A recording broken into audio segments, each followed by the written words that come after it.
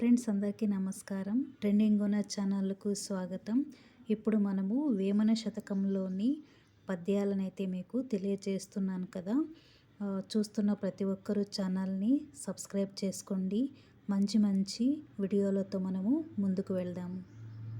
కులములోననొకండు గుణవంతుడుండినా కులము వెలయువాని గుణము చేత వెలయువనములోన మలయజంబున్నట్లు విశ్వదాభిరామ వినురవేమా. ఇప్పుడు మనం తాత్పర్యం తెలుసుకుందామా ఫ్రెండ్స్. ఎంతో చక్కటి పద్యం కదా. ఈ పద్యం యొక్క తాత్పర్యం తెలుసుకుందామా ఇప్పుడు.